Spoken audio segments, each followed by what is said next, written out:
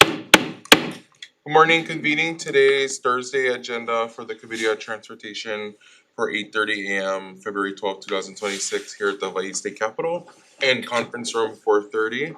We have several measures before us today, and I just want to acknowledge and thank both my staff, vice chair staff, and the support staff for helping us get through our internal deadline here at the legislature for triples needing to go to the next committees. As we head to our first lateral deadline, this is for the next three hearings. We have a lot more measures to consider before the committee, but I just want to acknowledge the staff that helped make this building move. So if I could start with our first agenda item for today, HB 1688, relating to general excise tax exemption for aircraft maintenance, provides a general excise tax exemption for the sale of material parts, tools used for aircraft service, maintenance for the construction of aircraft service, maintenance facility. Vice Chair for testimony, please. Department of Taxation with comments. Good morning, Chair, Vice Chair, Committee members, Garrison Kurth, Department of Taxation. We'll stand on our written testimony providing comments, and I'm here for questions. Thank you. Thank you. Alaska Airlines and Hawaiian Airlines in support. Chair, Vice Chair, members, we will stand on our written testimony and can answer any questions you folks may have. Thank you. Thank you. Kohala Coast Resort in support. Activities and Attractions Association of Hawaii in support. Tax Foundation of Hawaii with comments on Zoom. Morning, Chair, Vice Chair, members of the committee, Tom Yamachika from Tax Foundation of Hawaii. We generally concur with Hawaiian Airlines comments that this is not a new exemption, but trying to clarify one that was already enacted several years ago. Other than that, we'd be standing on our testimony and be available for questions. Thank you. Anyone else online or in person wishing to testify on HB 1688? Thank you. Members, any questions? Seeing none, if we can move on to our next agenda item before us, HB 2386, relating to water carriers, authorizes the Public Utilities Commission to establish automatic adjustment mechanisms to address economic factors sua sponte of application by a water carrier, requires the Public Utilities Commission to establish a water carrier inflationary cost index. Automatic adjustment mechanism authorizes the Public Utilities Commission to waiver exempt any water carrier from the requirement under the Hawaii Water Carrier Act. I want to preface, I know there are over almost close to 200 pieces of testimony on this measure, and for the sake of, I meant to share at the beginning for the sake of time, and folks could just be mindful if they are testifying, just so we can get through the committee as efficiently as possible. We'll always allow you the 2 minutes. We're supposed to make as a timer, and so if you are testifying, if that's all I could ask, please. Vice Chair for testimony, please. Department of Transportation with comments. Hello, Chair, Vice Chair. It's Niffin with Hawaii DOT. We sent in our comments, but we're going to be changing our testimony to support, and we'll send in further testimony as we go. We were part of the working group that the legislature put together in 2020, and which recommended this measure, and we'll support it. Thank you, Director. DCCA with comments.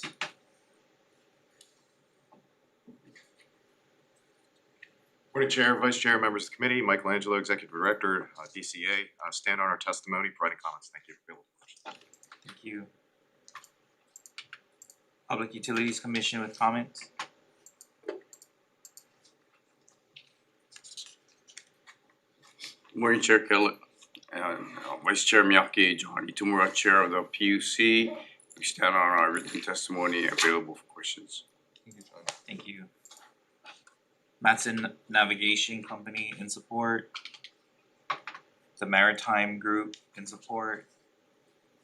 Hawaii Farm Bureau with comments. Hawaii Harbors Users Group in support.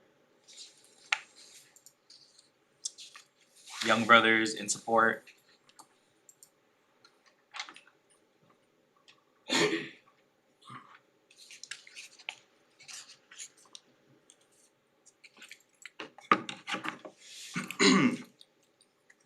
Aloha, I'm David Veltri. I'm Associate General Counsel. I work on regulatory and legal affairs for Young Brothers, where we're responsible for transporting all local cargo between the islands by tug and barge. We support this measure to modernize the regulatory framework for water carriers, which includes the implementation of WICI, which was the Hawaii State Water Carrier Working Group's top recommendation.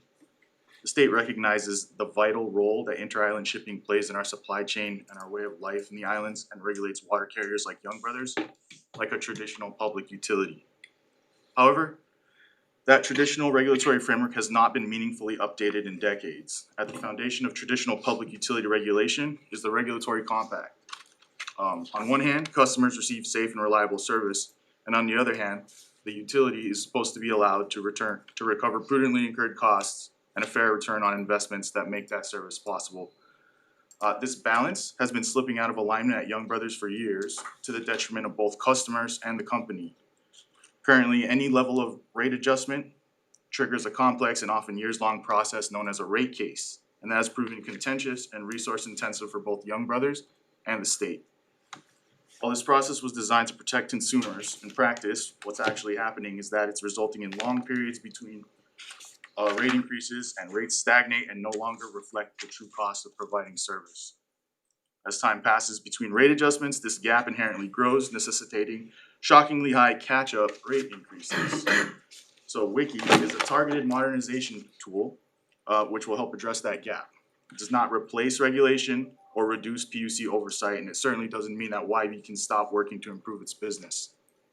There's clear guardrails. First, there's a scheduled annual adjustment that's tied to an existing Department of Transportation maritime benchmark for fee changes. Second, it's capped at 5%.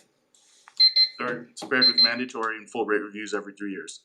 In short, Wiki helps restore balance to the regulatory compact by ensuring rates stay better aligned with real-world cost changes, enabling water carriers to operate sustainably and keeping our supply chain across the state strong. Mahalo again for the opportunity to testify. Thank you. We also received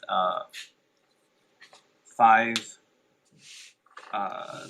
testimonies in support from Young Brothers port managers across the state. Hawaii Food Industry Association in opposition. Hi, I'm on Zoom. Thank you guys for the opportunity to testify. My name is I'm here on behalf of Hawaii Food Industry Association. We represent about 200 retail grocery stores, convenience stores, food supply companies. We are in opposition to this measure. I have to say that the level of frustration amongst our members is very high, and we do not think that automatic rate increases are the solution. We think that the underlying problem should be addressed. We agree with what the PUC said in their last submission when they approved the 25.75% increase on November 17th, 2025. That there needs to be more effort put into looking at the expenses and maximizing operational efficiencies before we talk about automatic rate increases. We do agree that there is a lot that could be done to improve the regulatory structure that we're operating under.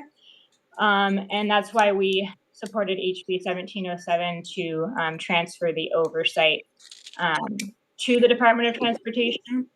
We think that would likely be a good place to start. And we're happy to be available for questions if you have any. Thank you.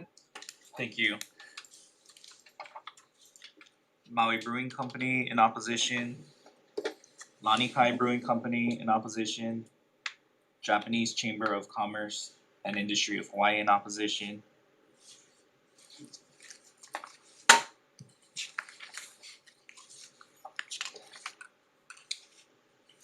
Jennifer Lim in support.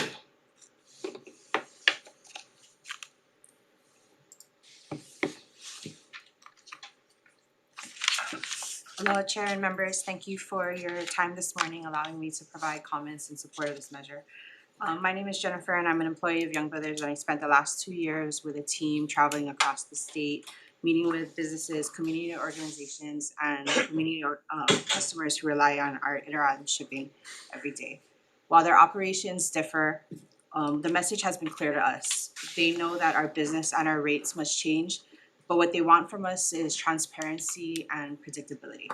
They want to avoid large disruptive increases that come after periods of no increases at all. They know that they want to know how these changes are calculated and most importantly, they wanna know when they're gonna change. The measure developed by the State Water Carrier Working Group delivers exactly that. It replaces uncertainty with clear, transparent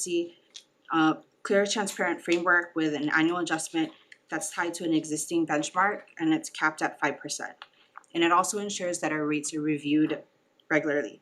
That clarity matters to our customers, and that's what they've told us, so that they can budget more accurately, they can set their prices with confidence, and they can manage their inventory appropriately. Our customers understand that Young Brothers needs to operate sustainably. They recognize that our current system could better serve their needs if we could break the cycle of artificially low rates and for extended periods followed by sudden disruptive catch-up increases. And this bill creates a more modern system that is easier to understand and more manageable for our customers and communities we serve. That's what our customers across Hawaii have told us that they want and they need. Passing this measure would be a significant step towards ensuring that YB can continue to provide reliable inter-island shipping service. Mahalo. Thank you. JD Chung in support.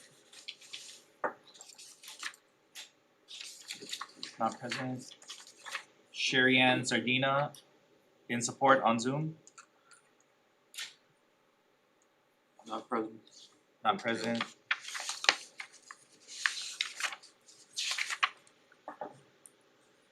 Ashley Kishimoto in support.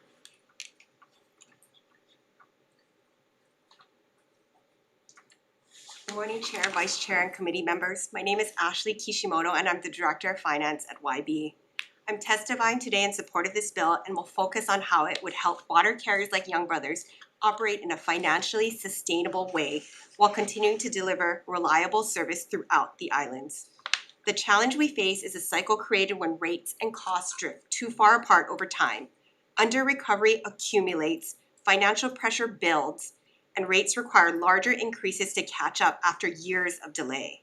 We experienced this directly during our most recent rate adjustment. While working through that review last year, Young Brothers operated at a loss of more than $23 million. That was not the result of a single decision or event, but rather a cyclical outcome stemming from prolonged under-recovery due to regulatory lag. These financial challenges have real consequences. They make it harder and more expensive to access capital because investors and lenders look for stability and predictability. When the cost of capital rises, our ability to reinvest in reliability is limited. The annual WIKI adjustments significantly improve this dynamic by allowing smaller, predictable, and capped adjustments tied to an existing maritime-specific framework used by the state to maintain port infrastructure. By keeping rates more closely aligned with costs, the result is more transparent and consistent rates benefiting both customers and the business. Financial stability and access to credit are critical in capital-intensive businesses like Young Brothers because they enable the reinvestment needed to keep Hawaii's inter-island shipping system reliable over the long term. For these reasons, we respectfully ask for your support in providing water carriers with this tool that other utilities use to ensure they remain viable and continue fulfilling their important role in serving the state. Mahalo for your support. Thank you. We received also 164 testimonies in support and 1 in opposition. Anyone else online or in person wishing to testify on HB 2386? Seeing none, Chair. Thank you, members. I just wanted to comment before we open up to questions. Like, this is if not the exact same bill that this committee and this body deliberated on all the way up until conference last year. And I preface that it continues to come out because of the concerns that have occurred. But to no fault of anybody's own. If I could ask Chair PUC a question, please.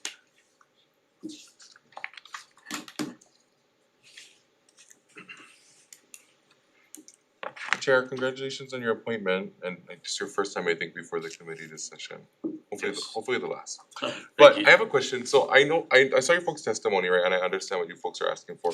But across the country, are there still models of having a regulatory framework like the water carriers that other states do or do not do?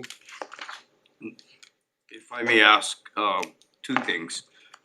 First, for subject matter expertise may I also call up Yes, of course, please. Andrew Okabe. Also, secondly, could I ask you to clarify the question? I think I'm wondering, are other states still regulating water carriers, or are they moving to models of no regulation? Are you- I know that's not necessarily the subject matter of the bill, but I think for committee understanding. Thank you, Chair. In actuality, I think that Hawaii is very unique. Right. In this case, because we do regulate, the water carriers here, both YB and Honoheke, or Kulanai as they call themselves. But there are other, jurisdictions that have authorities that regulate their own ferry systems. I know that YB is not a ferry. So I wouldn't say that the US is moving towards deregulation of their water carriers. I think we're fairly unique in that we do regulate our water carriers here. No, that's good for context, thank you. And if I may add, Yes. it's not that there is a potential lack of competition. It was specifically granted to YB.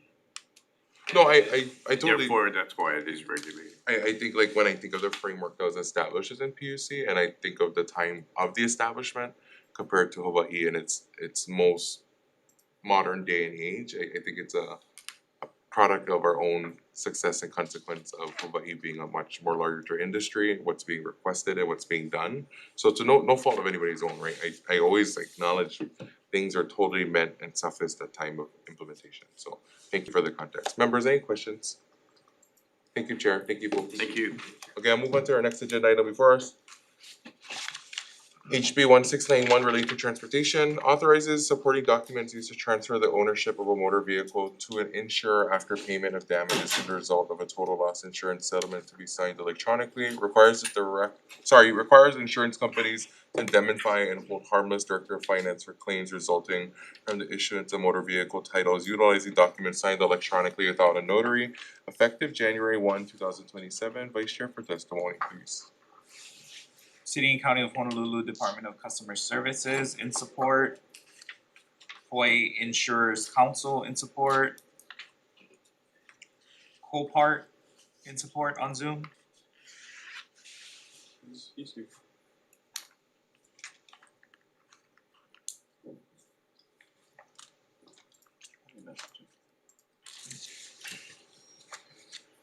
Copart, we'll come back to you. Oh, I didn't know you were ready for me. I Okay, apologize. thank you. Good morning and aloha. Sorry for the confusion. Chair, Vice Chair, members of the committee, just thank you for the time. My name's Mark Bender. For the record, it's Binder, and I'm testifying on behalf of Copart in support of this bill with technical amendments. They're very small amendments that honestly are just an oversight in the writing of the original language. It's been agreed to with the industry to fix a slight error. Copart is a vehicle auction service company across the United States, which we actually have a facility in Kapolei, and we service the whole state. Our business involved working closely with insurance companies. So if you ever had a total loss vehicle, you wonder, well, what happens to my car? Well, more than likely it comes to Copart or our competitor, and after it's been declared a total loss and following claim settlement. What this bill does is it modernizes the vehicle title transfer process and allows electronic signatures for transfers just on this one targeted transaction, not opening it up for every title transfer, but just in this one target, and removes the notary requirement. This will, in our opinion, and we've seen throughout the country, that this will significantly reduce the delays for consumers.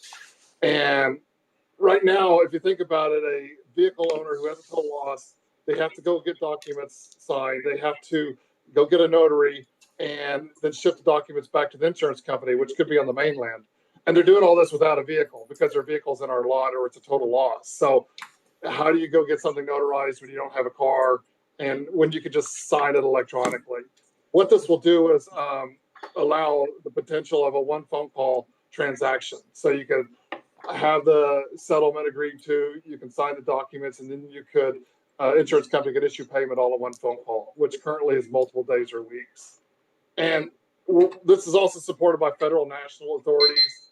And we just ask for your support. Thank you. Thank you.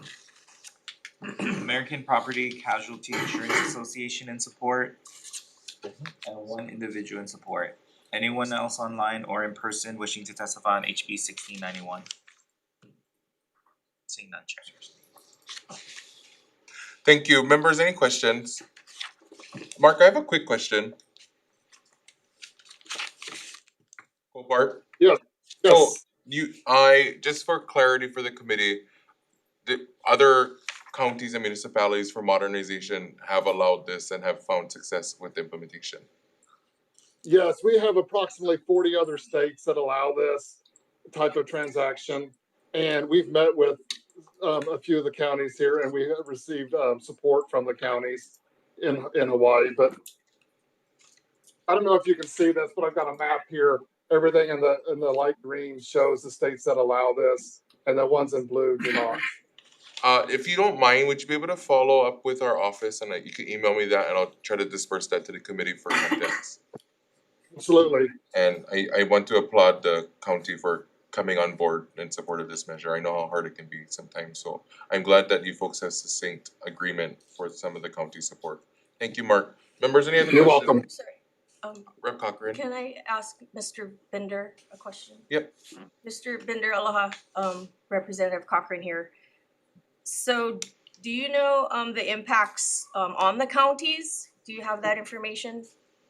Yeah, and that's the only thing that will change for the counties is when they process a title application, the signed form will look different. There's no cost involved, there's no integration electronically, nothing like that, because the document will be printed. So it will just be, this form looks different than it did previously. Okay, good. Thank you so much for that information. Oh, you're welcome. Thank you. Members, any other questions? Seeing none, move on to our next agenda item before us, HB 1680, relating to vehicle transfers, requires each county director of finance to notify all applicable state and local agencies upon receipt of official notification of a vehicle transfer from a transferor. Requires each county director of finance to establish a centralized notification system to applicable agencies for every vehicle transfer by July 1st, 2027. Vice Chair for testimony.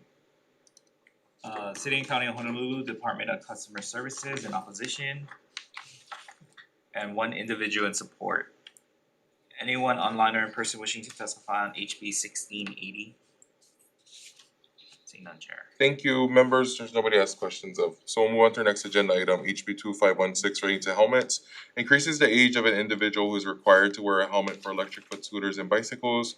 Prohibits a person from operating a high-speed electric bicycle or a Class 3 electric bicycle unless that person wears a helmet. Vice Chair for testimony. Department of Transportation in support. Chair, Vice Chair members, Ed Sniffen with Hawaii DOT, stand in support. Thank you. Department of Health in support. Chair, Vice Chair Garrett Hall, the Department of Health, State EMS Office, and we stand on our. Thank you. AAA Hawaii in support. Hawaii Bicycling League in support. Chair, Vice Chair, members of the committee, we stand in support on our written testimony. Thank you.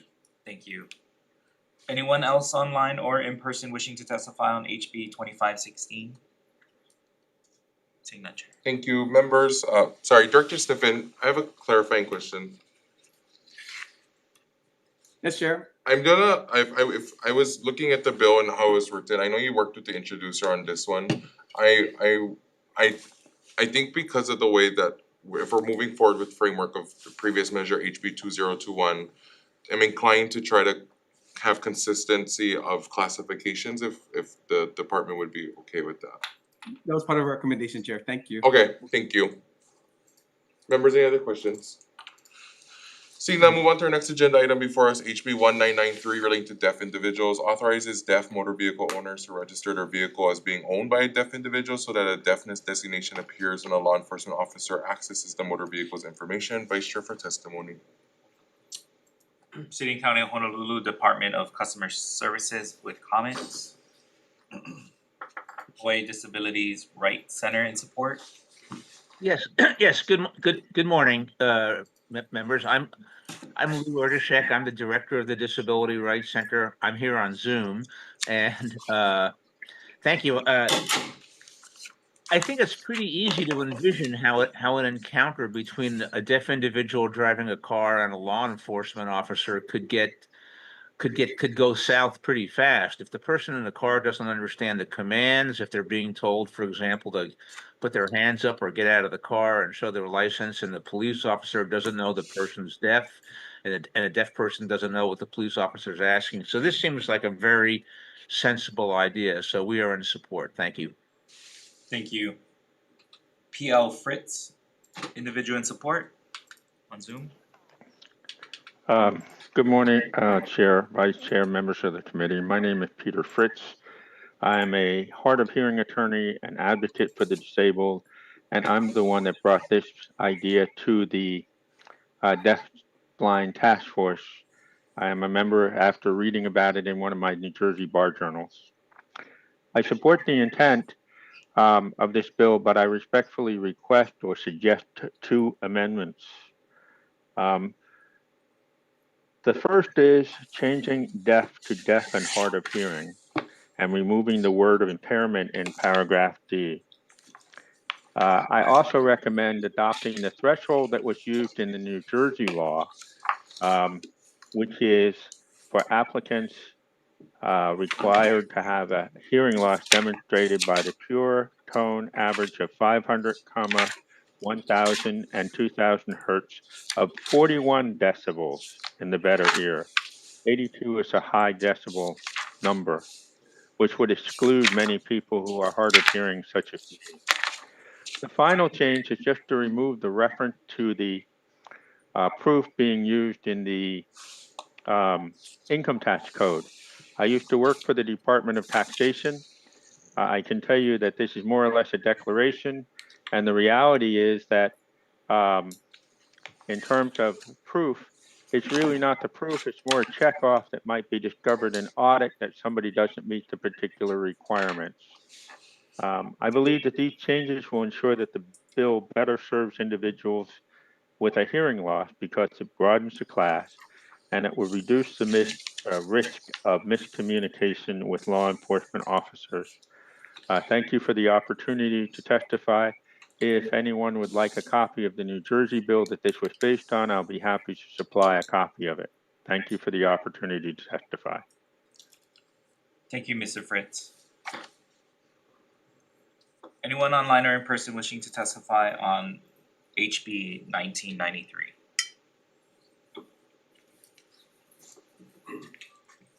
Hi, morning, Chair and committee members. My name is Brian Wick. I'm here on behalf of the Disability Communication Access Board and our acting executive director, Christine Pagano. Our legislative committee was going to review and take an official position on this bill on Monday, but unfortunately, of course, that meeting had to get pushed. But staff was going to recommend support for this bill. So we're hoping that it advances and hopefully we'll be able to get it in official testimony at its next hearing. Certainly is an issue that's been discussed a lot recently. So thank you. Thank you very much. Sorry, Chair, we also got 4 individuals in support on this testimony. Anyone else online or in person wishing to testify on HB 1993? Sorry, DCAB, I have a question. Commenting to Mr. Fritz's proposed amendments, would you folks welcome the proposed Yeah, amendments? I was just thinking we'll probably add that to our recommendation to the legislative committee to support this. Thank you. Members, any other questions? Seeing none, I'd like to move on. Yeah. Mr. Attorney Fritz mentioned the law, New Jersey law. Yeah. Is there a way I'd like to Mr. see Fritz, that? would you be able to send that to our office so I can distribute the law to our committee members, please? Yes, sir, I'd be happy to do that. I'll send it to you, Chair, if that's okay. Please, and then I'll distribute it to the members. Thank you. Thank you very much. Thank you, Mr. Fritz. Okay, moving on to our next agenda item before us relating to HB 2442 relating to parking for disabled persons beginning July 1st, 2027, increases the number of required accessible and van accessible parking spaces and parking lots of more than 25 parking spaces that are covered by Title II or Title III of the Americans with Disabilities Act. Vice Chair for testimony. Disability and Communication Access Board in support. Hi, once again, Brian Wick here on behalf of DCAB and acting executive director Christine Pagano. We'll stand on our submitted testimony in support of this bill, but also want to respond to some points raised in testimonies in opposition. The retail merchants may be telling their organization that they see plenty of available accessible spaces, but that's the opposite of what our permittees are telling us. We surveyed 2,600 permittees back in 2021, and the lack of available spaces was the #1 barrier reported. People in all 4 counties also report that the larger a parking lot is, the more difficult it is to find an available space. This is logical as the ADA formula trends down as parking lots get bigger, going from a minimum of 4% in lots with 100 or less total spaces to a straight 2% in lots with 500 or more total spaces. This bill tries to smooth out that formula and make sure that the minimum is always set at 4%. We know that almost 8% of Hawaii residents have a parking. University of Hawaii has brought up that there's no definition of parking lot in the bill. So the committee may wish to amend the bill and use the term parking facility. That's actually the term the ADA uses and has a definition in the ADA of parking facility. I may be misreading UH's testimony, but they seem to be saying they're aggregating different parking facilities on one campus for purposes of calculating the minimum number of spaces. The ADA actually requires that calculation be done separately for each parking facility. So if you have a surface lot and a parking garage, even if they're serving the same facility, those have to be calculated separately. The ADA allows you to relocate the spaces once you've done the calculation if that provides more accessibility. But I don't think the bill, even as currently written, is as difficult as I read that testimony. UH Manila probably has a minimum at least of 15 parking facilities on its campus that I can think of. So that's our testimony, and again, we're in strong support of this bill. Thank you.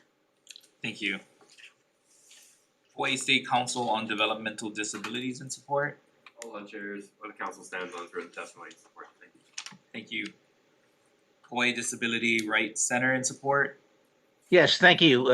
The ADA just basically sets a floor, a minimum level under federal law, but it also allows the states to be more protective of people with disabilities. So we're certainly in strong support. We think this is a good idea, and we hope that the state will adopt that. Thank you. Thank you. University of Hawaii with comments. And 2 individuals in support. Anyone online or in person wishing to testify on HB 2442? Seeing none, Chair. Thank you. Members, any questions? Okay, seeing none, I can move on to our next agenda item before us, HB 1510 relating to license plates. Conditions the issuance of a certificate of inspection upon a vehicle not being equipped with any cover or shield installed over the license plate, amends the penalty for obstruction of a license plate, allows state or county parking enforcement officers to issue citations for vehicles with a cover or shield obstructing the license plate, and repeals the requirement that the cover or shield shall be intended to alter or interfere with the visibility, legibility, or identification of a license plate by law enforcement or traffic enforcement systems. Vice Chair for this one.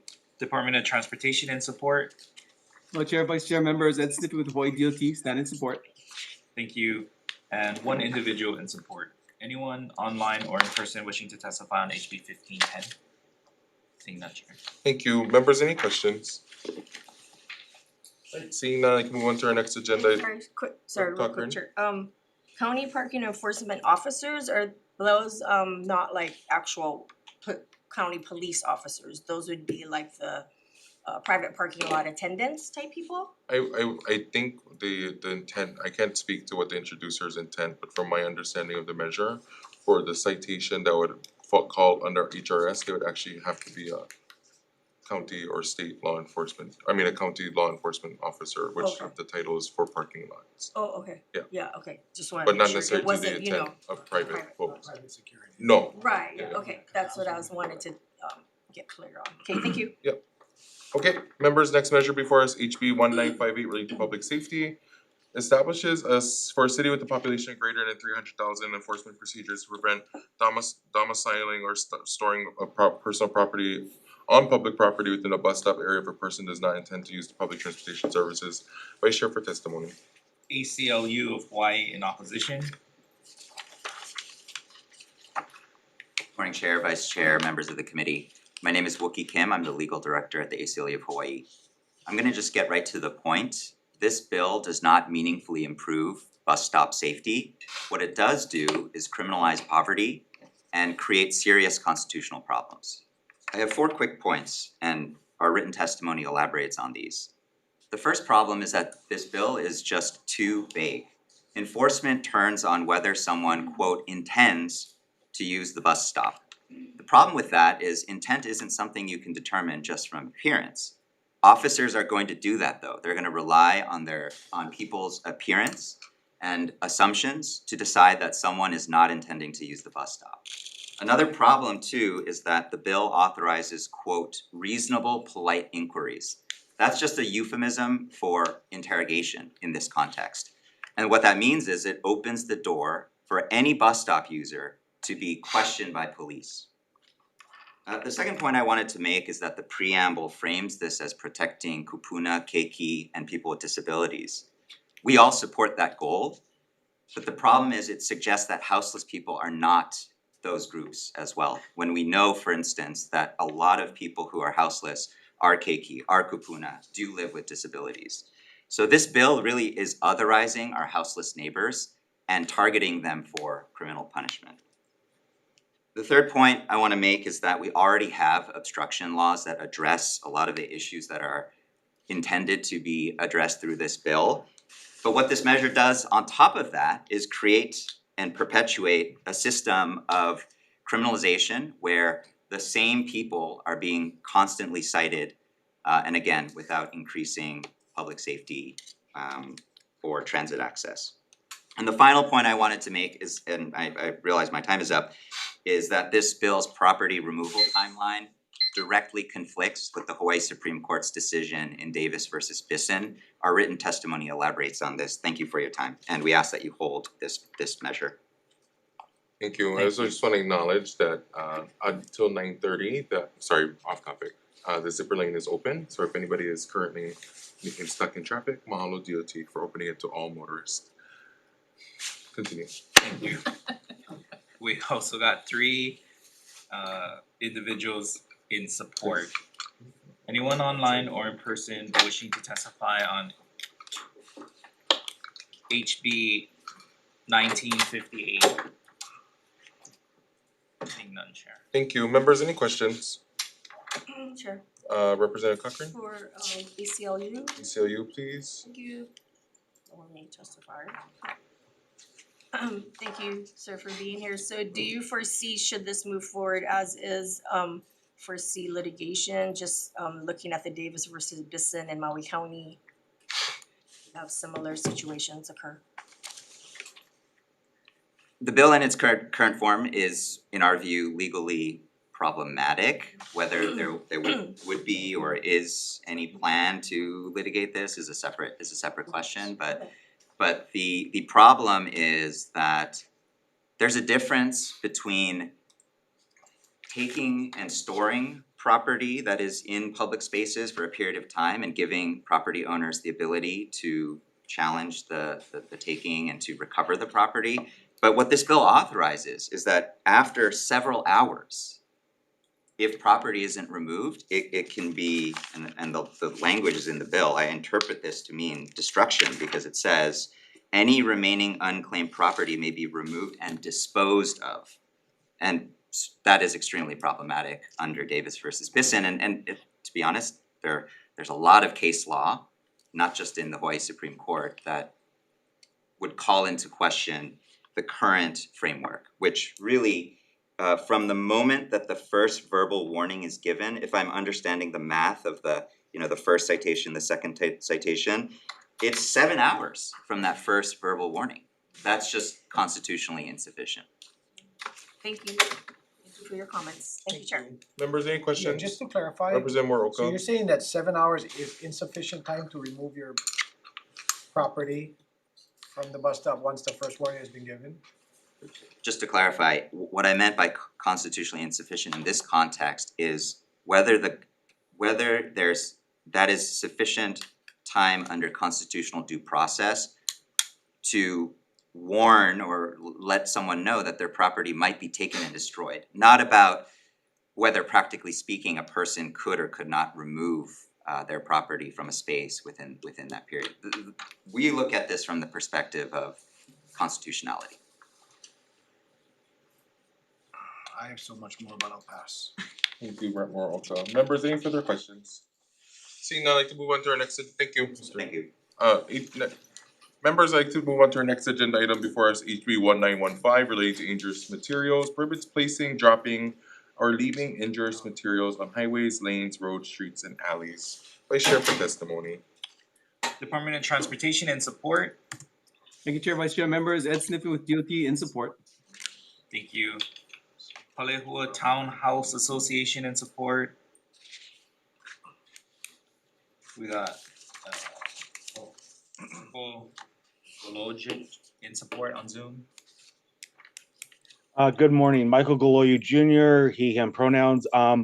Well, as somebody who has grown up on Makakila Drive it's sad that we actually need this bill. Given the impetus behind this is that somebody purposely went out and placed screws on our Makakila Drive.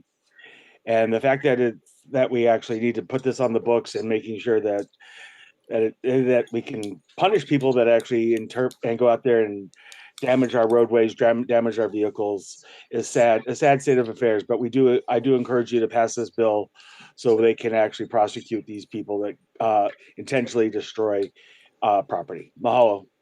Thank you. We got one individual with comments and 3 individuals in support. Anyone online or in person wishing to testify on HB 1915? Seeing none. Thank you. Members, any questions? Sure. Representative Cochran? For Director Sniffen. Is he on Yes. the line? Oh, good morning, Director. Good morning. So I had no idea this was a problem, but I get what it's pointing towards. I don't have the bill printed in front of me, I'm sorry, but there's a portion, I believe, where it's in someone's testimony that says, or unless authorized by an appropriate government agency. Are you familiar with that sentence? And I mean, what I'm trying to ask is, would the DOT tell somebody to do such actions that this bill is trying to address? I don't understand if that is truly the case. Yeah, the DOT would not direct anybody to damage anybody's property. But I mean, that's why I'm sorry if I'm taking this out of context, Chair and Director. But okay, I mean, Thank you. I figured so, but sorry. I'm trying to. Sorry, I have to see where did I get that from. You good, Rep. Cochran? Yes. Okay. Yes. Thank you. Members, any other questions? Seeing none, I'd like to move on to our next agenda item before us, members. HB 1692 relating to traffic safety requires drivers of vehicles approaching stationary motor vehicles stopped on the shoulder or roadside due to traffic collision or vehicle maintenance or mechanical problem to slow down and make a lane change if necessary. Vice Chair for testimony. Department of Transportation in support. Thank you, Chair, Vice Chair, members. Ed Sniffen with Hawaii DOT in support. Thank you. Attorney General's office with comments on Zoom. Oh, sorry, in person. Good morning, Chair Kila, Vice Chair Miyake, and members of the committee. Michael Moriyama, Deputy Attorney General.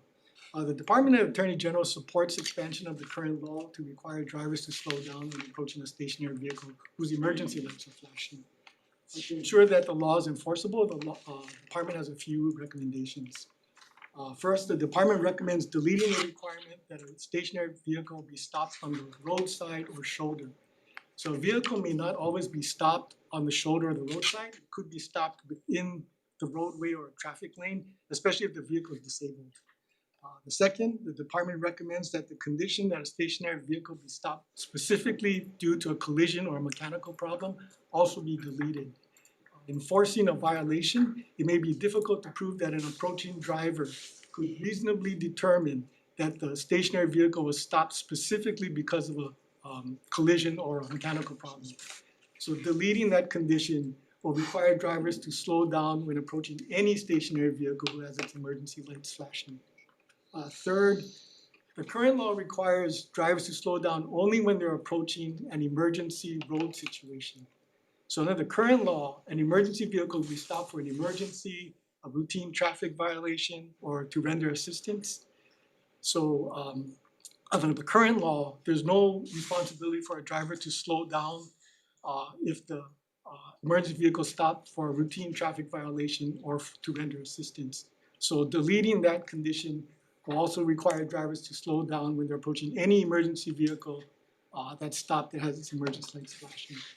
And lastly, the department recommends that the definition of stationary vehicle be deleted. A vehicle is already defined in HRS 286-2. Stationary simply means stopped or not moving, so the department feels that there's no need for further definition. Thank you very much, and I'm available for questions. Thank you. Oahu Metropolitan Planning Organization in support. Hi, Chair, Vice Chair, and members. Chelsea Dow with Oahu Metropolitan Planning Organization. We stand on our written testimony. We just wanted to make ourselves available for any questions regarding our support with comments, since the companion bill at the Senate side received some questions about the suggestions we posed in our testimony. Thank you. Thank you. AAA Hawaii in support. Blake Oshiro on behalf of AAA, we stand on our written and show. Thank you. Hawaii Transportation Association in support.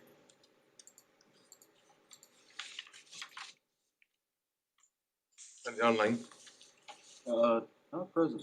Okay. Not present. And one individual with comments. Anyone online or in person wishing to testify on HB 1692? Seeing none. Thank you. Members, any questions? Seeing none, I'd like to move on to our next agenda item before us, HB 1524, relating to pedestrians. Establishes that fines for pedestrians violations under Chapter 291C of Hawaii revised statutes shall not exceed $25, require state and county agencies to revise applicable schedules of fines, rules, and procedures to comply with the monetary limit. Vice Chair for testimony.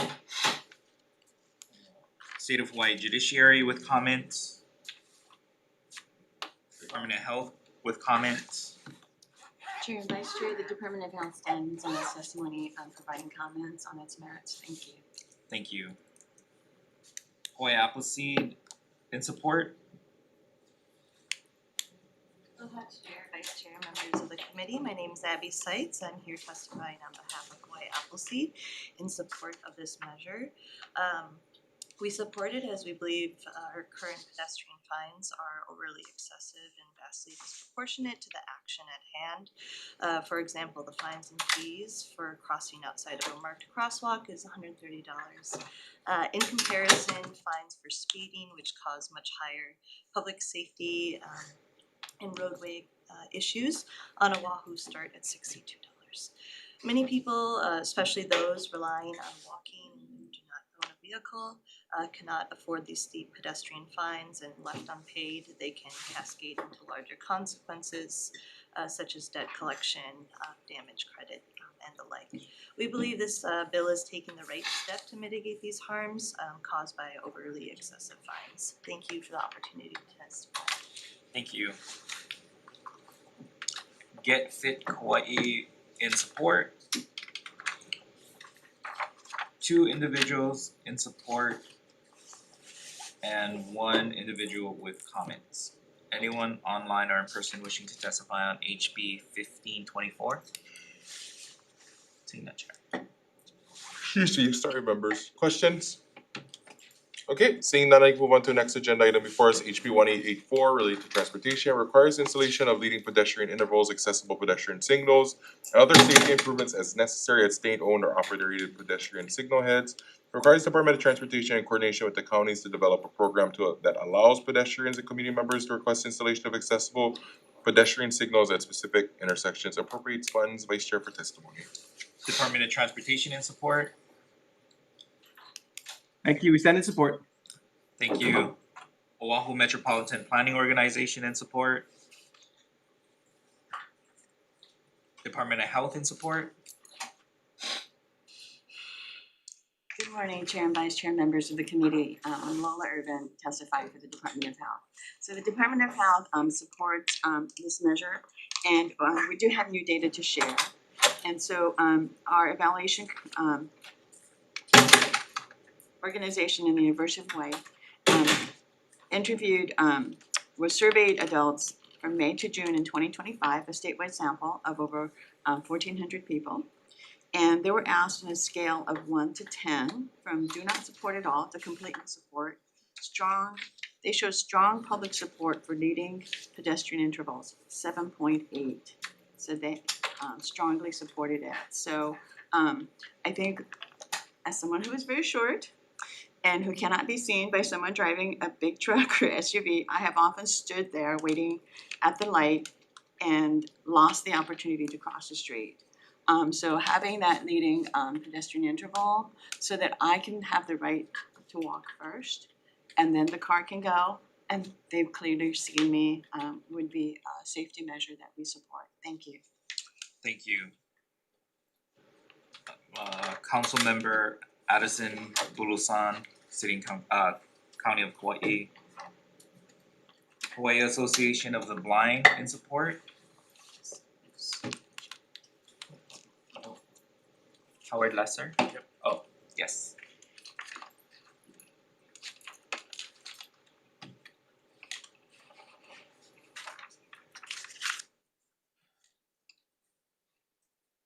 Good morning. Good morning. My name is Howard Lesser. I'm chair of the Advocacy Committee of the Hawaii Association of the Blind. Chair and vice chair and committee members. Hawaii Association of the Blind, or HAB, is in strong support of this bill. We believe that it's high time to install accessible pedestrian signals, what I used to call audible pedestrian signals, or APS. I know it's being proposed that a number of APS would be installed in high traffic areas and supported by the Department of Transportation. Thank you. And a number of our members have been injured by automobiles crossing the street. This bill would not just help individuals with visual impairments or who are blind, but it will also help individuals with intellectual disabilities,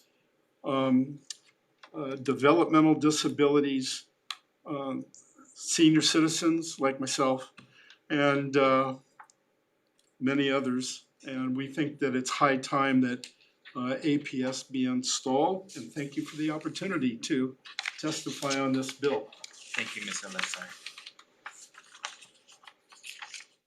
Hawaii Disability Rights Center in support. Yes, thank you. On Zoom, I'm Lou Erdeshek, director of the center, and Howard, by the way, is one of our advocates. So we also stand in strong support.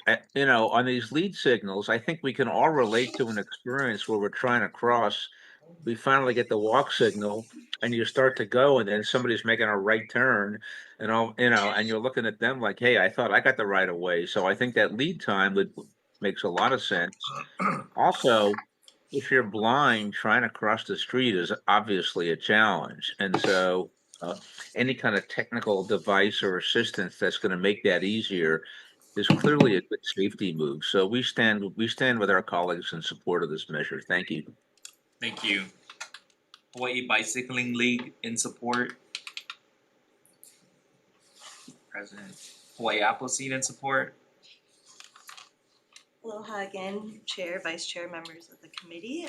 I'm speaking on behalf of Hawaii Appleseed in strong support of this measure, which, as mentioned by others, would require the installation of leading pedestrian intervals as well as accessible pedestrian signals at new as well as a number of existing intersections per each year. Leading pedestrian intervals, for those who may not be familiar, also called LPIs, is a very technical term for simply adjusting signals to allow pedestrians a few extra seconds to start crossing the street before the light turns green. Doing this makes it much easier for drivers to see the pedestrian and greatly reduces the likelihood of collisions. Because of their low cost and effectiveness, this has been a critical component for how many cities have been reducing pedestrian fatalities. I explain this in our written testimony and highlight cities such as Seattle, where they have implemented LPIs. They've seen a 34% reduction in pedestrian injuries and fatalities. It's also crucial to pair these types of improvements with accessible pedestrian signals, which provide audible and other cues for those who are blind or of low vision, to give them the confidence and information to start to cross the street safely. So in the wake of our rising pedestrian fatalities, with 2025 being one of the most dangerous years in almost 2 decades, it's critical for us to improve the safety of our intersections, and we urge the committee to pass this measure. Thank you. Thank you. Get Fit Hawaii in support. Hawaii Association of the Blind, President Kabanila in support. People for Active Transportation Hawaii in support. Hawaii Public Health Institute in support on Zoom.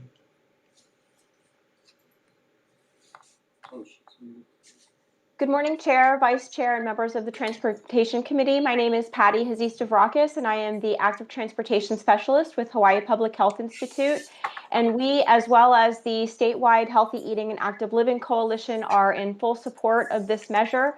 As mentioned by previous testifiers, this would go a long way to helping improve the safety for our vulnerable road users, and reduce the amount of vehicle pedestrian collisions at marked intersections. So I thank you very much for your time today, and I thank you very much for the opportunity to testify. Thank you. Hawaii Association of the Blind Board Member Antonio Vega in support. Another board member, Vicky Kennedy, in support. Our Children's Trust in support. Disabilities and Communications Access Board in support. BCAP will just stand on its support. Thank you. Thank you.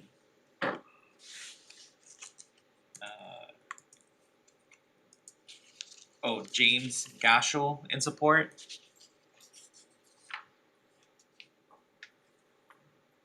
Not present.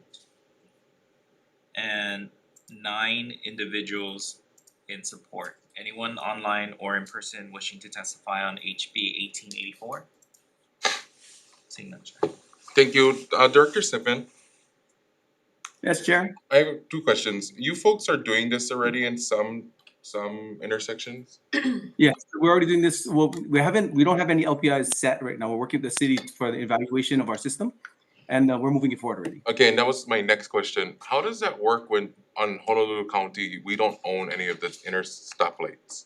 Yeah, so we contract with the city who takes care of our system for us, and they do a really good job. But we're working with them right now for analysis of which intersections benefit from the LPIs for safety and how to move forward quickly. Okay. Members, any other questions? Representative Cochran? Director Sniffen? Yes. Good morning again. Good morning. So, in your response to Chair Keela that you're already rolling out this program, the current Chapter 291C is you're striking some words. Basically, I'm taking a look at your recommended changes here. Yes. So, if I'm understanding this right, Section 2, Chapter 291C, Item A, removing the signals shall be installed to may evaluate. And I think you were just saying that's what you're doing now is you're evaluating.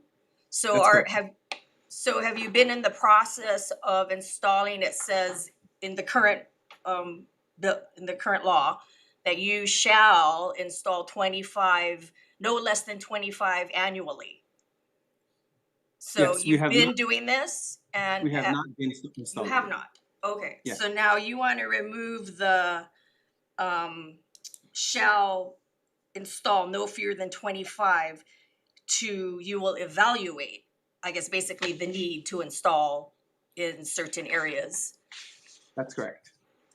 Okay, I just feel like the shall into may evaluate is less preventative and more like, I guess, reactive in a sense. I prefer to be, get ahead of having deadly intersections. I totally agree. So the change from shall install is to shall evaluate. That's what we're advocating for. Right. What we want to do is make sure we have the requirement to evaluate. What we don't want to do is have a requirement to install if there's no benefit to the community at a cost. There's two issues that are in this bill right now. One is the LPI. That is a no-cost ad that we're evaluating to put in at each intersection where it makes sense. The other portion is the APS. That's $4 to $8 million per intersection. If we shall install 25 per year, that's 100 mil per year that we're putting in areas where it's very difficult to do so. So the request is for us to turn the shall install to a shall evaluate. Okay, and Chair, Yes. and then you're also wanting to remove the description intersections with high collision rates. So you just don't wanna look into what intersections have these problems? There should be all data that's included. If we just look at high collision rates, it could be collisions for different reasons for different users. If we're looking for pedestrian crashes, we should be looking at that. We should also be looking forward, not being reactive, in your words, to see what volumes of pedestrians you have in those areas. There's some areas where we have significant conflicts with pedestrians and vehicles that don't have any crashes yet. We want to make sure we get ahead of that. Okay, yeah, thank you. It's unfortunate about that 93-year-old woman yesterday. Okay, thank you, Director Snuffin. Thank you, Chair. Thank you. Thank you. Members, any other questions? Seeing none, I'd like to move on to the next measure, agenda item before us, HB 1523, relating to the statewide traffic code, removes references to countdown timers as it relates to pedestrian control signals, including a requirement that pedestrians must begin crossing a roadway before a countdown timer begins. Vice Chair for testimony. Department of Transportation in opposition. We stand in opposition. Thank you. Oahu Metropolitan Planning Organization in support. Department of Health with comments. The Department of Health stands on its testimony, also and comments. Thank you. Thank you. Hawaii Appleseed in support. Chair, Vice Chair, members of the committee, I am testifying once again on behalf of Hawaii Appleseed in support of this measure. This bill proposes to modify HRS 291C to remove the requirement that pedestrians must start crossing the street before the countdown timer. Currently, pedestrians do start crossing the street after the countdown timer has begun, even if they have enough time to finish crossing the street before the don't walk sign arises. They can be given a citation for $130. We believe these rules go against the conventional understanding of the use of the countdown timer, which exists not only to tell pedestrians to not cross the street, but rather to provide pedestrians with additional important information, specifically how much time they have that remains to safely cross the street. Again, we support this measure as we believe it is a step in the right direction to simplify our overly complex and burdensome pedestrian regulations. Thank you so much. Thank you. Get Fit Kauai in support. Hawaii Public Health Institute in support. Good morning again, Chair, Vice Chair, and members of the Transportation Committee. Patty Hazistavrakis here with the Hawaii Public Health Institute. We also stand in support of this particular measure, updating the statewide traffic code to remove the language pertaining to countdown timers at designated crosswalks would provide additional freedom to pedestrians to cross safely using the entire walk cycle, which would improve the safety of all road users. We ask that you please pass this bill, and thank you very much for your opportunity to testify. Thank you. Councilmember Addison Bulasan, County of Kauai in support, and 3 individuals in support. Anyone online or in person wishing to testify on HB 1523?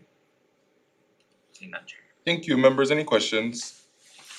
Seeing none, I'd like to move on to our next agenda item before us, related to pedestrians. HB 2213 specifies that the driver of a vehicle must wait until a pedestrian has crossed half of the crosswalk, plus an additional lane of the roadway before the driver can proceed. Vice Chair for testimony. Department of Transportation in support.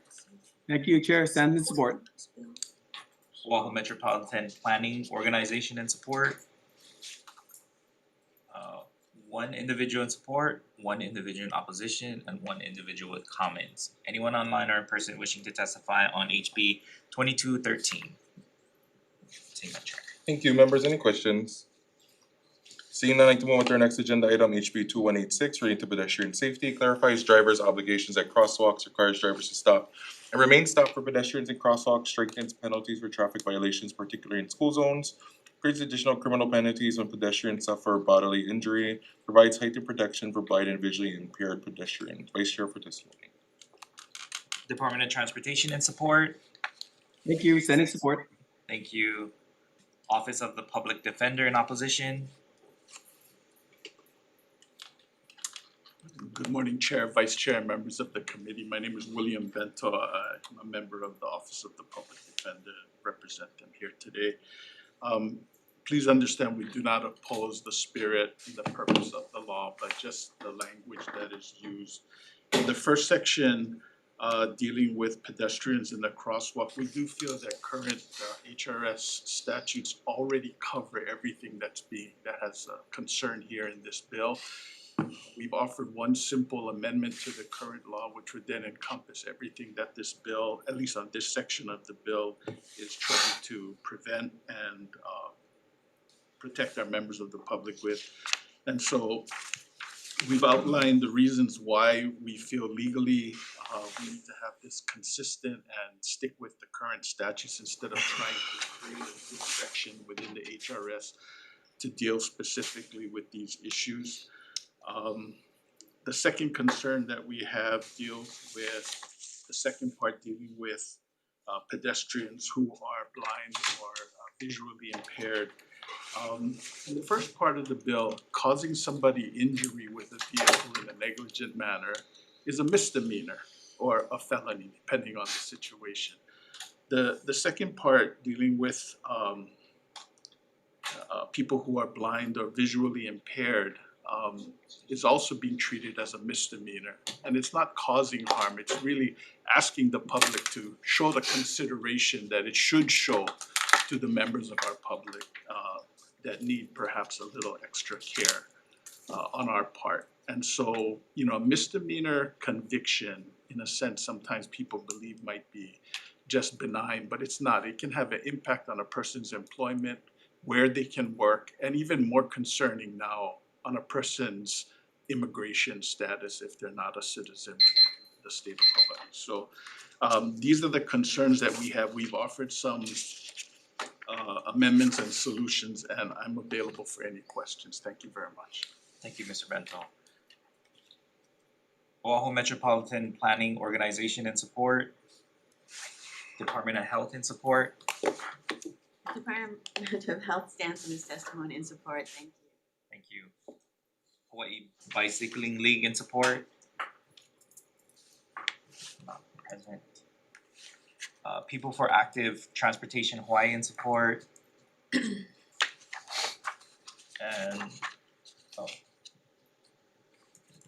Kauai Police Department in support.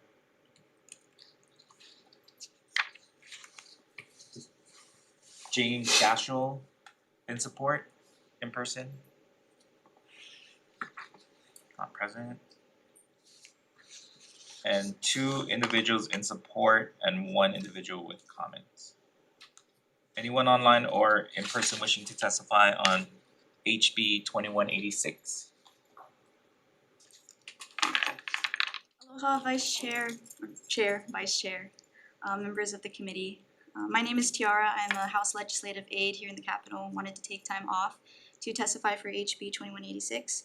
Firstly, I wish to honor and offer my condolences to the family of the 93-year-old kupuna who died crossing the street in a marked crosswalk yesterday. That news saddens me. It also strengthens me to deliver my testimony in support of this bill. Last year, I was hit by a car in a crosswalk with a good friend of mine.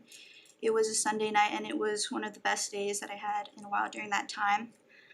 We went on a hike, we went to the beach, we got poke after. When the day neared its end, my friend and I were walking arm in arm to cross the crosswalk so we could go home. I remember thinking in that moment of getting hit that, of course, on a good day like this, you'd never expect to die. But clearly I'm standing here in front of you guys alive, so I'm not dead. But the first few months of healing were terrible. Our heads broke through the windshield and we suffered severe concussions for a month. Our bodies dented the hood of the car. I obtained a tailbone fracture to a pre-existing injury, a high ankle sprain. My friend, on the other hand, was not so lucky as me. Of her injuries, the worst were fractures and grade 3 tears of the ligaments of her knee. Where she used to be one of the most active and lively individuals I know, a surfer, a swimmer, hiking and running, she is still today not able to do any of those things, and she doesn't know if ever when. This bill is important to me because while we were dealing with the injuries of our accident, all the repercussions of it, the woman who hit us under current Hawaii statute simply had to pay a traffic violation of $150. So she paid a fee that was treated like a parking ticket, which is a slap to our faces when the penalty doesn't match the harm committed. But let me tell you to imagine that it could have been a lot worse. A kid crossing, or a blind individual, or your loved one. And the circumstance could be so unpredictable as to be that you might not ever see them again. Mahalo, I urge you to pass HB 2186 because right now Hawaii is facing a pedestrian safety crisis. Thank you very much, Tiara. Anyone else online or in person wishing to testify on HB 2186? Seeing none, Chair. Thank you, and Tiara, thank you for sharing your testimony. We are glad you're alive and well as well. Members, questions? Seeing none, let's move on to our next agenda item before us. HB 2163 relating to pedestrians requires the driver of a vehicle to stop for pedestrian who is crossing the roadway within a crosswalk and not to proceed until the pedestrian has completely exited the crosswalk and the driver can safely proceed. Vice Chair for testimony. Department of Transportation in support. Thank you. Stand in support. Thank you. Oahu Metropolitan Planning Organization in support. Department of Health with comments. Department of Health stands on its testimony, offering comments on the merits of the bill. Thank you. Thank you. Executive Office on Aging in support. 2 individuals in support, 1 individual with comments, and 1 individual in opposition. Anyone online or in person wishing to testify on HB 2163? Seeing none, Chair. Thank you. Members, any questions? Seeing none, move on to our next agenda item before us, HB 1908, relating to Makakilo Drive Extension Project, transfers land from the City and County of Honolulu Department of Transportation to complete Makakilo Drive Extension Project, establishes Makakilo Drive Extension Task Force supporting the project, authorizes the use of Hawaii Green Clean Infrastructure Special Fund to support sustainable design elements of the project, appropriates funds. Vice Chair for testimony. Department of Transportation in opposition. Thank you, Chair. As Vice Chair, members, Ed Smith with Hawaii DOT, stand in opposition. Thank you. Palehua Town Association in support. Free Access Coalition in support. Hawaii Green Infrastructure Authority with comments. Morning, Chair, Vice Chair, and members of the committee. Guanya Momrola, Hawaii Green Infrastructure Authority stands on a written testimony with comments. Thank you. Thank you. Michael Golojuk, Jr. in support on Zoom. Good morning, Michael Goloyu Jr., he, him pronouns. The City and County of Honolulu has failed the people of Makakilo for a generation. When we first moved into Makakilo in 1981, there were a little over 7,000 people, and we were promised a second access then. Here we are 40 plus years later, 45 years later, and we still do not have that second access. I am sorry to hear that the Department of Transportation does not deem this as a priority for us. We, the good taxpayers of Makakilo, have, this is not just a convenience, this is a safety concern for everybody that calls Makakilo home. We have a gas station at the bottom of our hill. Should something happen there, we would be trapped in Makakilo with no way in and no way out. Where there were waterway banks, there's a minor inconvenience, but we're talking anything else and we are in trouble.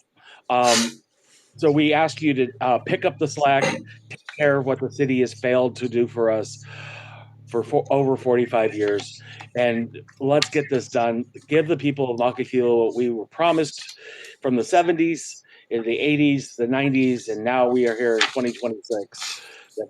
We want to thank our representative for introducing this bill. We want to thank you for hearing this bill.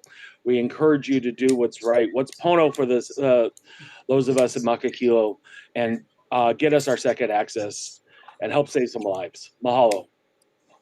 Thank you. We also got 8 individuals in support. Anyone online or in person wishing to testify on HB 1908? Seeing none, Chair. Vice Chair, thank you, Vice Chair. Members, questions? Seeing none, last measure before us, HB 1910, relating to Department of Transportation, requires the Hawaii Department of Transportation to identify any other roadways other than Makakilo Drive to be used as emergency egress route in Makakilo. Requires the department to plan for, design, and construct an emergency egress route in Makakilo under certain circumstances. Appropriates monies. Vice Chair for testimony. Department of Transportation in opposition. Thank you. Stand in opposition. Thank you. Michael Gologic Jr. in support. Aloha again, Michael Gloyu Jr., he, him pronouns. I stand in full support of this measure. We ask that both this and the previous bill be passed because we know it's going to take a while for the second access to actually be built, but we definitely do need an emergency exit out of Makakilo. For everything I said before, I encourage you to pass this bill and help us, since the city and county will not. Mahalo. Thank you. CARES in support on Zoom. Present, and 2 individuals in support. Anyone else online or in person wishing to testify on HB 1910? Seeing none, Chair. Members, questions? Seeing none, we're gonna recess.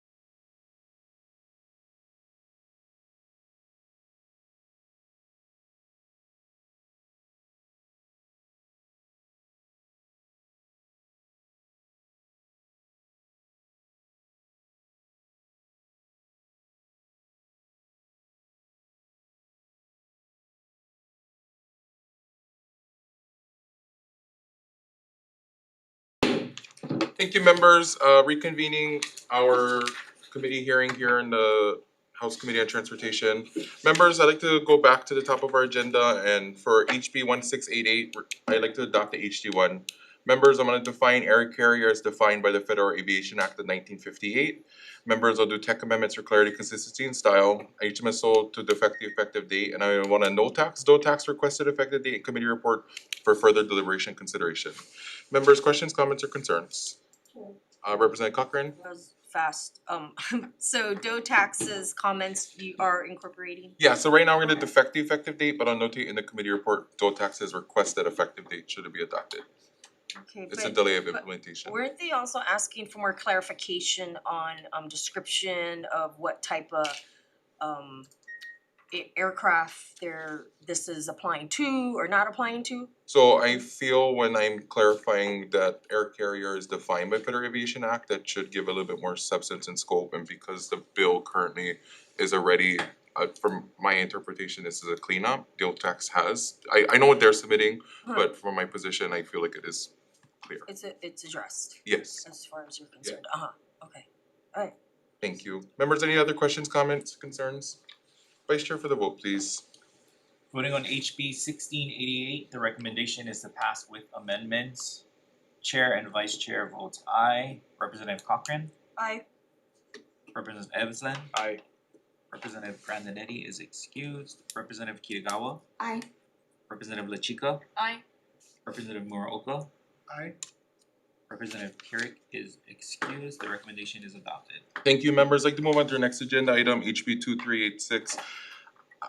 So we had previously heard and discussed this measure before the committee, and it, as the bill we heard previously in the last committee and this one, it is continuation and discussion about the concerns that have arisen.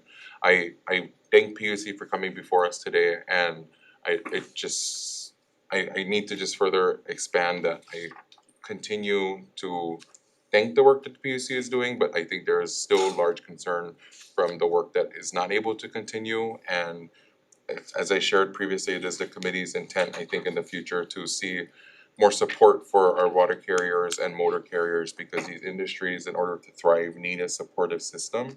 And this is part of the mechanism, I think, of giving them a supportive system. I wanna thank the hundreds of testimony that came in and noting what the intent of this measure is trying to accomplish. So for that, members, I wanna adopt the HD1 and defect the effective date and tech amendments for clarity, consistency, and style. Members, questions, comments, or concerns? Sorry. Seeing none, Vice Chair for the vote, please. Noting the excused absences of Representative Grandinetti and Perrick for the remainder of this hearing, any members voting with reservations? Reservations for Representative Cochran, any no votes? The recommendation is adopted. Thank you, members. HB 1691 relating to transportation. As we continue to do, I think one is we address safety within the committee, but also two, try to modernize our systems to make it easier for Hawaii residents. This is a measure I believe that should have significant impact in the situations that we need to adopt this. So members, I'd like to adopt the HD1 for this one. I wanna adopt COPART's recommendations for amendments. So I just want HMSO defect the effective date and any technical amendments needed for clarity, consistency, and style. Members, questions, comments, or concerns? Seeing none, Vice Chair for the vote, please. Voting on HB 1691, the recommendation is to pass with amendments. Any reservations? Any no vote? Was that a reservation, Mark Cochran? No. Oh, okay. Sorry, I was just scratching my No. nose. The recommendation is adopted. Thank you, members. Next one, HB 1680 relating to vehicle title transfers. I wanna adopt the HD1 with tech amendments for clarity, consistency, and style. HMSO defect the effective date. I'll acknowledge the concerns raised by the county, but I think I understand what the introducer is trying to do, and there are other municipalities across the country that do something similar. But for the further deliberation, I would ask that that our state and local agencies, I'd like to request that the next committee, should they want to hear the measure, and the folks providing testimony in opposition or support, further deliberate on the applicable quotes of state and local agencies in section 2 of the bill. Members, questions, comments, or concerns? Vice Chair for the vote, please. Voting on HB 1680, the recommendation is to pass with amendments. Any reservations? Reservations for Representative Cochran, any no vote? The recommendation is adopted. Thank you, members. HB 2516 relating to helmets. I'd like to adopt a HD1 for this one. So previously we heard HB 2021, which gave us our foundational definitions of what a electric bicycle is not. So for the purpose of consistency, I'd like to amend the definitions as proposed in this measure and replace them with the codified classifications of different class bikes from 1, 2, and 3, micromobility and foot scooters, and any other applicable definitions for consistency. HMSO, the effective date on this measure as well, and tech amendments for clarity, consistency, and style. And noting that this again is another traffic safety measure, because I think that as we want to work with motorists on safer driving behaviors, I would think it's also imperative upon folks who are using our road to put themselves in the best position for safety, and that is a measure like this, that should you partake on our roadway wearing a helmet. There's data that supports that your likelihood of survival is significantly increased. So for the purpose of that, I'd like to adopt that HD1. Members, questions, comments, or concerns? Sure. Representative Cochran. Yeah, I support this. Is this prohibiting, the prohibition is only on the class 3s? Sorry, I would say the original intent of it was to they wanted only helmet use for class 3, but my amendments would actually require it for all bicycle users and micromobility and foot scooters. So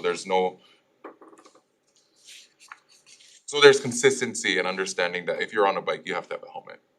So there's no parity at all.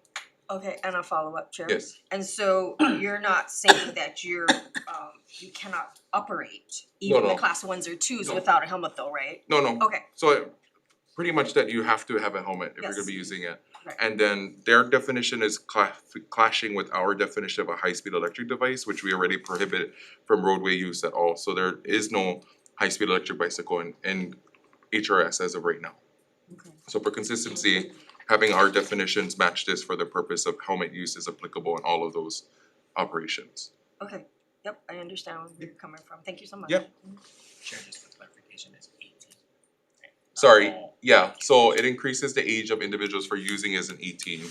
And I'll note in the committee report that should DOT want to further elaborate if we're looking to use helmet use on pretty much all folks, and I would say it is the position of the committee that we'd like to require actually all road users for helmets.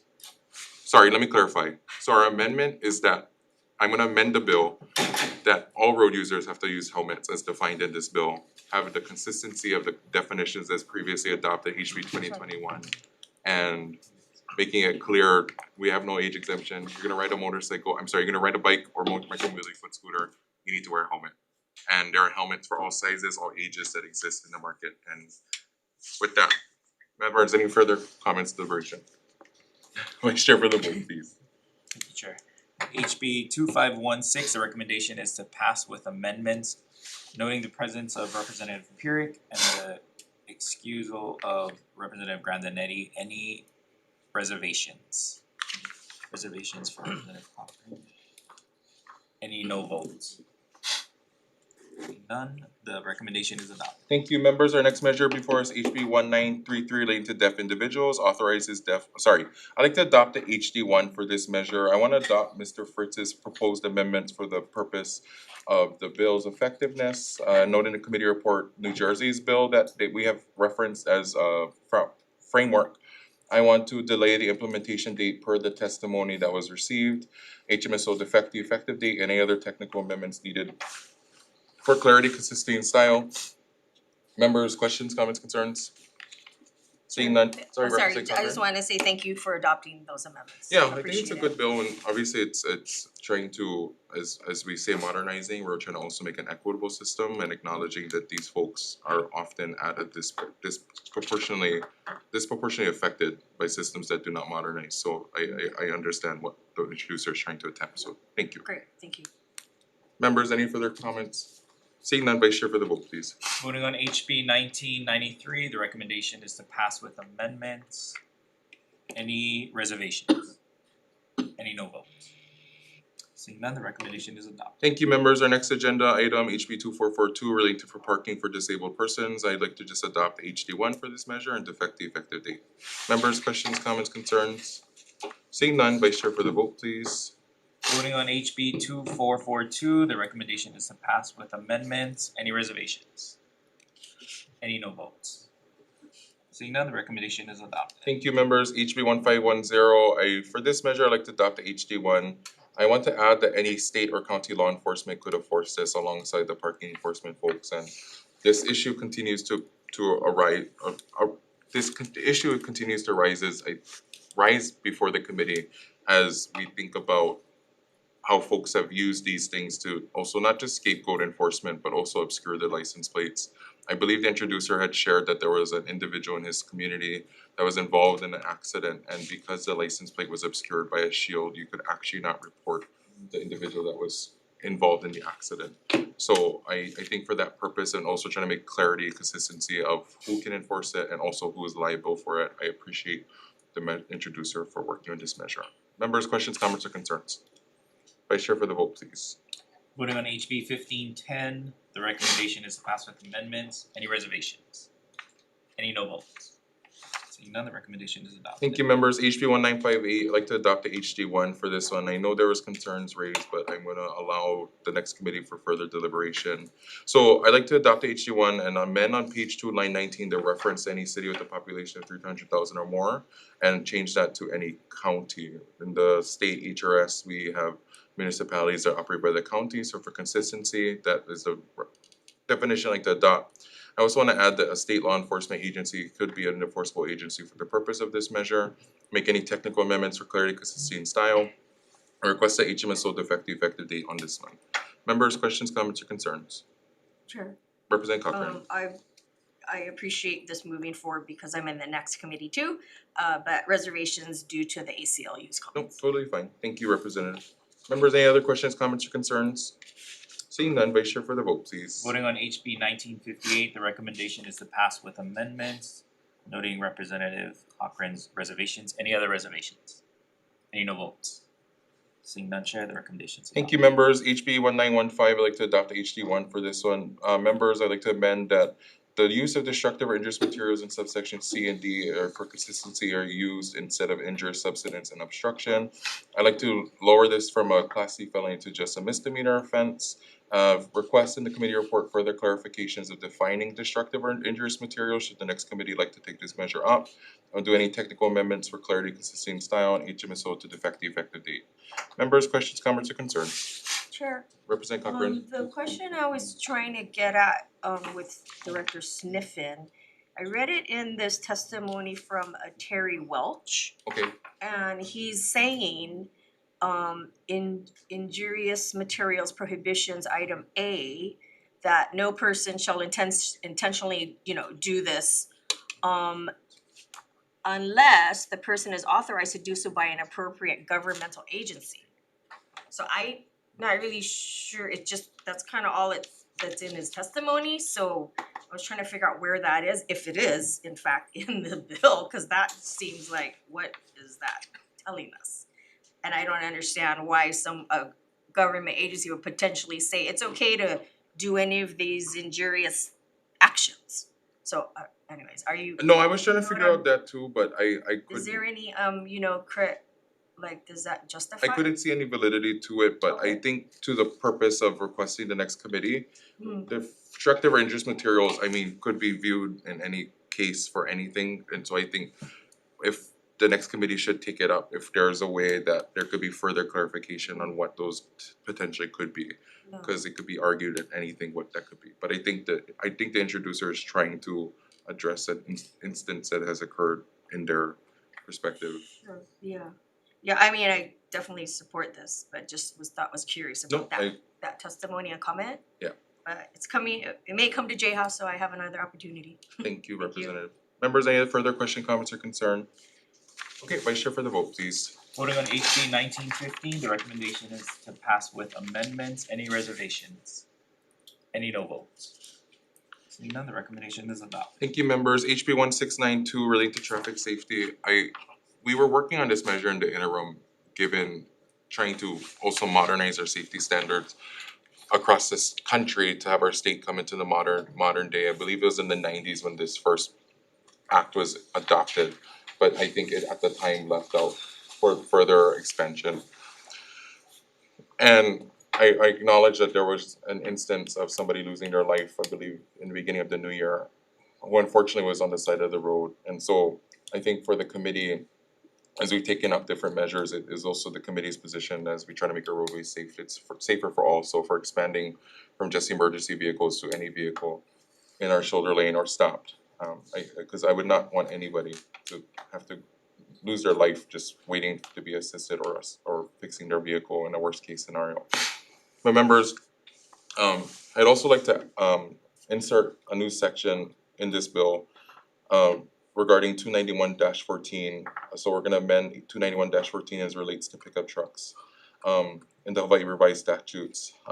Members, I'd like to prohibit the operation of a pickup truck with passengers in the bed on roadways posted at 46 miles per hour or more. I'd like to prohibit the operation of people in the back of a pickup truck on roadways with 3 or more lanes traveling in the same direction, and increase the minimum age for passengers in the bed of a truck from 12 to 18. I also want to provide that the exemption for the operation of, should this occur, in a pickup truck for transportation, the exemption for operating of a pickup truck with transportation of agriculture or farm workers, purposes of law enforcement, fire and emergency medical service vehicles engaged in official duties, and military vehicles engaged in official operations. Members,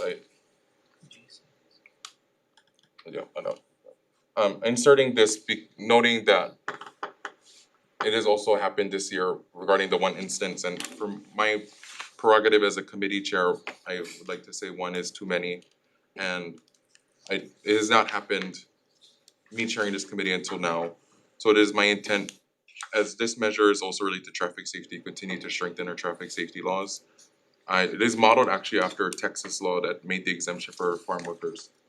I think riding in the back of a pickup truck is so synonymous with Hawaii, and I think in modern day today, it has come into conflict, noting that roads have gotten significantly more dangerous, and we are no longer just operating on one-way roads. We have highways and significant road traffic, and trying to keep our roads safe, but also understanding that the identity of Hawaii is synonymous with a pickup truck.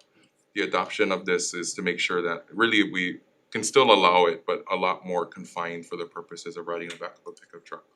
And I acknowledge our rural communities, and that is why I adopted the 46 miles per hour posted speed limit, because you can still actually get around your counties safely in those regards and instances. And so on top of that, I also like to adopt the Attorney General's testimony requesting for amendments in this bill as it relates to the move over law, and notate OMPO's requested amendments in committee report for the next committee to consider. HMSO defect the effective date and do technical amendments for clarity, consistency, and style. Members, questions, comments, or concerns? Sure. Representative Cochran. Thank you for adopting AG's comments. That was a point I was gonna ask. So this new section, is there a way to get that though? I mean, Yes, I'll make sure. I'd like to see the whole thing, that's why. Yeah, I will make sure that upon the adoption of the language in HD1 that it will be circulated to you folks. Okay, and then you said in 45 miles. 46. 6 or less then, right? No, any posted area with the speed limit exceeding 46 miles per hour or more.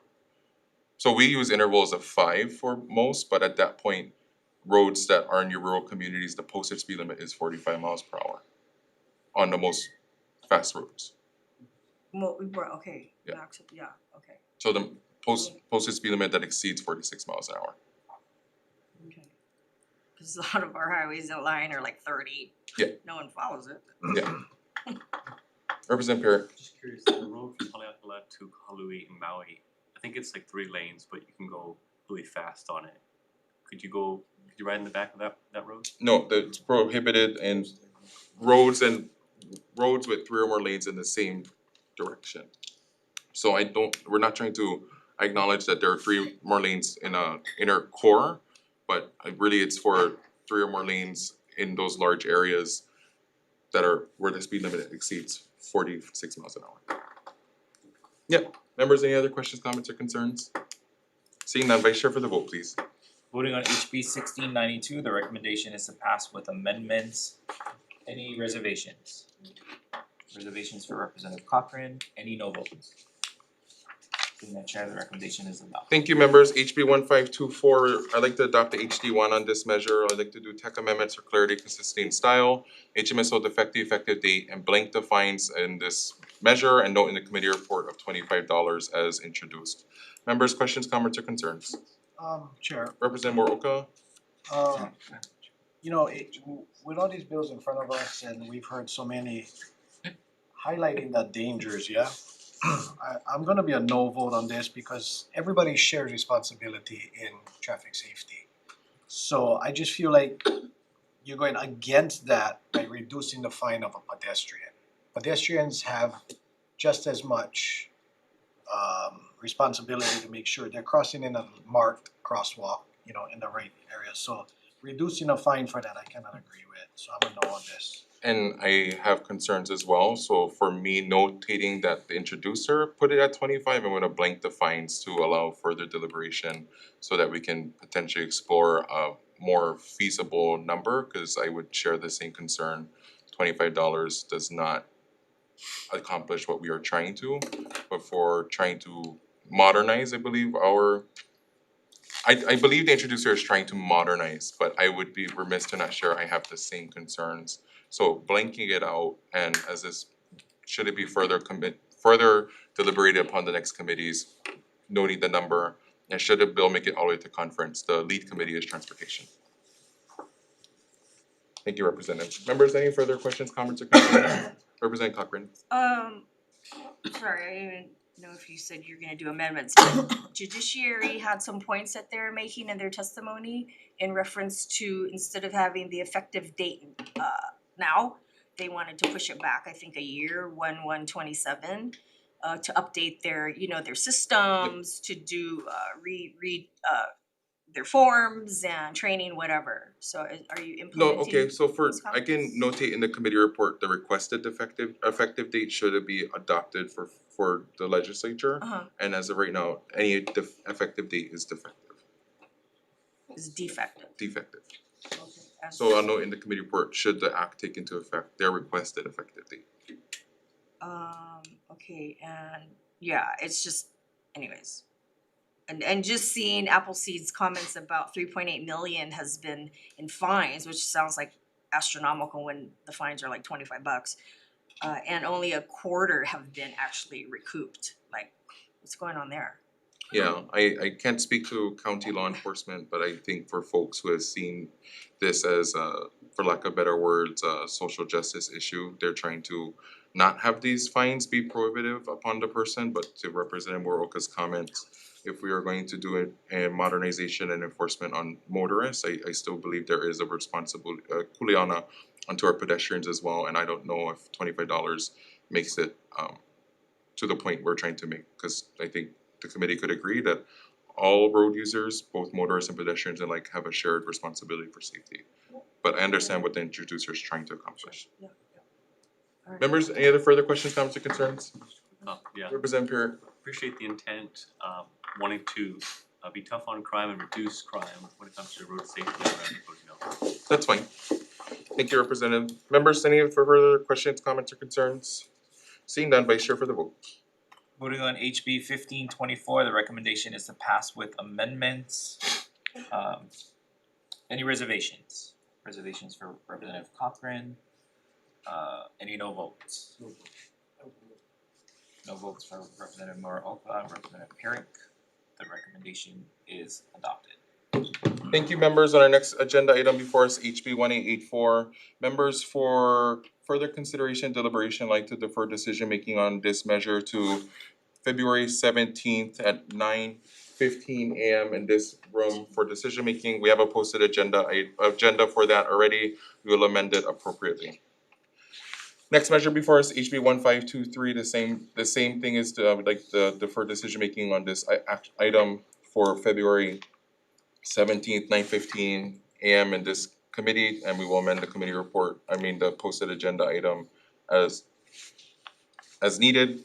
Members, HB 2213 relating to pedestrians, I'd like to defer this measure, because the next two are potential vehicles and for moving this discussion further. And members, HB 2186, I'd like to adopt for this one as well, I'd like to defer decision making to next week, Tuesday, February 17th, 9:15 a.m. for decision making. HB 2163 relating to pedestrians, I'd like to adopt HD1 for this measure and acknowledge, I think, all three of the introducers on the last three measures are trying to clarify and make consistent across their traffic code responsibility of road users and also responsibility of pedestrians, but also trying to make it more safe. And I acknowledge what we're trying to accomplish. And so for that, I'd like to just affect the effective date and notate any other further in the committee report, the testimony raised. Members, any other further questions, comments, concerns? Representative Cochran and Representative Chico. Sorry, I'm just going back to your deferrals on the 2213, is it? You said defer, but you didn't notate February 17th on that one. Oh, sorry, I'd like to defer the Also to that date, or No, I'm just sorry, I'm complete deferring deferral? complete deferral. Okay, that's what I was wondering, okay. Thank you. 213. Yes. Yes. Members, Representative Chico, sorry. I just want to apologize, Chair, for hearing these measures, and also for your work to really advance pedestrian and road safety. I know we're gonna, the previous bill will be considered next week, but I think it really is our intent to look at how we can really get to zero fatalities. As mentioned in testimony, we just had another fatality yesterday for the 93-year-old who was appropriately crossing in a marked crosswalk with the flashing beacon, and all of these deaths that have occurred on the road are all preventable, and it's just gotten really to a point where something really needs to be done to change behavior. And I'm just glad that we're taking this up in committee, because every single life is valuable, and I just hate to see unnecessary loss due to how drivers are on the road, how people are distracted, including pedestrians. But I'm glad we're taking this all up in committee. Thank you, Chair. And I would echo the same sentiment. I appreciate all the members on the committee of wanting to expand further protections and safety for all road users and the willingness to continue these discussions as they come before the committee. Members, further questions, comments, or concerns? HB 2163 relating to pedestrians. Vice Chair for the vote, please. Voting on HB 2163, the recommendation is to pass with amendments. Any reservations? Any no votes? Seeing none, the recommendation is adopted. Thank you, members. HB 1908. For this one, I'd like to defer the measure and notating that the Department of Transportation's opposition, and also there were comments provided by the City and County of Honolulu. And I think HDOT's opposition is warranted, and I hope the City and County of Honolulu can find a path forward on this project. HB 1910, I also like to defer the same thing, citing DOT's testimony that this is already in the works and the county will continue to be partners with the state. Seeing no further agenda items before the committee, this committee is adjourned.